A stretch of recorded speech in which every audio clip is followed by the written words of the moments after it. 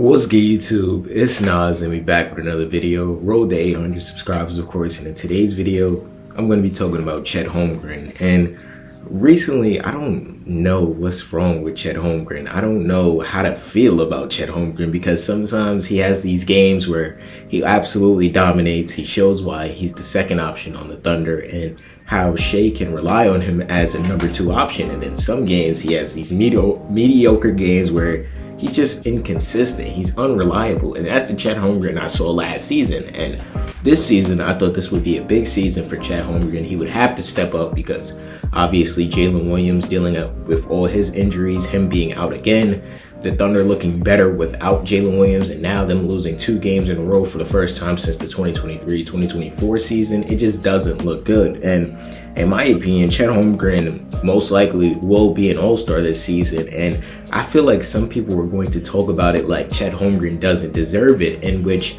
Chet Holmgren does deserve it at the same time, where you can't talk about how he's been so good this season without talking about the bad of Chet Holmgren, because he just had a stretch of games where he had above 3 blocks per game every single night. So what he was doing on a consistent basis for this team, it should just show how important Chet Holmgren is on the offensive side of the ball and the defensive side of the ball, because right now, Chet Holmgren is the defensive anchor for the Thunder. There is no Isaiah Hartenstein. There is no J-Dub. So when you're looking at defense, it's all on Chet Holmgren to hold it down. Obviously, you still have the side pieces with Alex Caruso, Cason Wallace, and Lou Dort. And you're looking at this team, which obviously isn't healthy right now. They're not playing at full strength. And you have the whole world thinking that the Thunder are figured out. So I just feel like it's time for Chet Holmgren to step up and dominate and show why he was the number 2 pick after Paolo. And I'm not saying that he hasn't shown that, because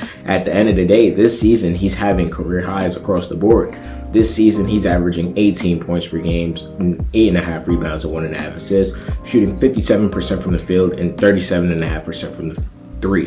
So he's having a bounce back season. I can't even say bounce back because they won the chip last year with him basically in his second year. So when you're looking at Chet Holmgren as a player, you can't say that he's not improving, because like I said earlier, there's games where he's dominating completely. Nobody can stop Chet Holmgren. And at the same time, there's other games where you just don't feel his presence. He's non-existent on the offensive side of the ball.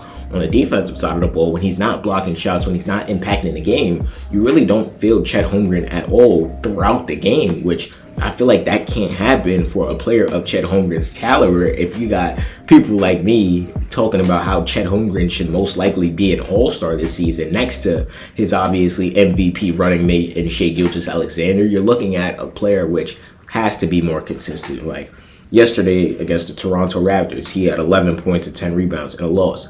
The game before, when they lost against the Pacers, he had 25 and 13. A prime example. The other game before, January 21st against the Bucks, he had 10 points and 7 rebounds. The game prior against the Cavs, he had 28 points, 8 rebounds. You get the point. Like, Chet Holmgren needs to be more consistent. And if you got a team like the Oklahoma City Thunder, right, when you got really nobody else to relieve the pressure off of Shai Gilgeous-Alexander, you need your quote-unquote second option but with all the discussion about teams or fans acting like the Oklahoma City Thunder are figured out, it really doesn't make sense to me, because yes, it seems like they're not playing above the standards, but it's like when Superman loses, like everybody's happy. Right now, the Thunder are 37 and 10 right now. We thought that, or maybe people thought that the Thunder were going to break the Warriors record. I even made a video comparing. I said I would still take the Golden State Warriors, and look at they start losing games in January and December, and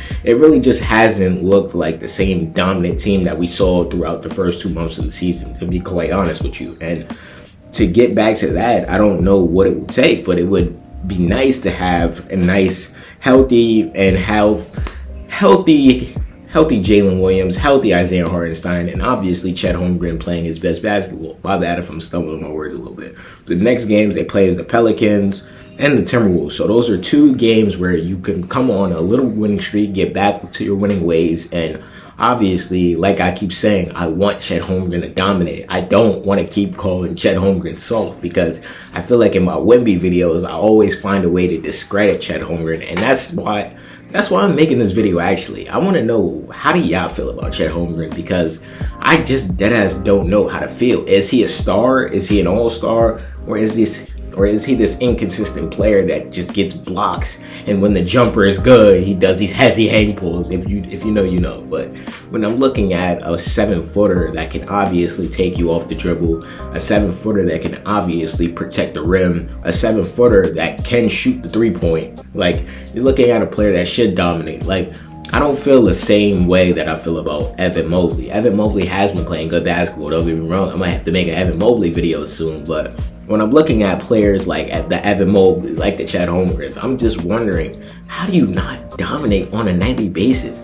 There's nobody on the court really that I feel like that if you're on your game that can guard you, and I just don't understand how, like, you're getting stopped. But I don't know, maybe y'all get it. But Chet Holmgren this season, I feel like he will be an all-star, like I keep saying, and I do think if he doesn't make the all-star team, it would possibly be a snub, because you can't have one all-star on the #1 team in any conference really, except for the Pistons. I don't know if they get 2 all-stars, but last season we saw with the Cleveland Cavaliers getting 4 of them bitches. Like, basically their whole starting lineup was all-stars. So you're looking at obviously a team that obviously was on pace to break the Warriors record before obviously they started losing games. But I don't know, I'm interested to see how the rest of the season goes for the Oklahoma City Thunder, because like people keep saying, or like fans are trying to say, that the NBA has figured out the Shai Gilgeous-Alexander and the Oklahoma City Thunder, and I feel like it would help if Chet Holmgren can become more consistent, because I feel like I've been saying this for the last 2 years now, and talking about these 7-foot guys, they shouldn't be as consistent or as inconsistent as they are. It just doesn't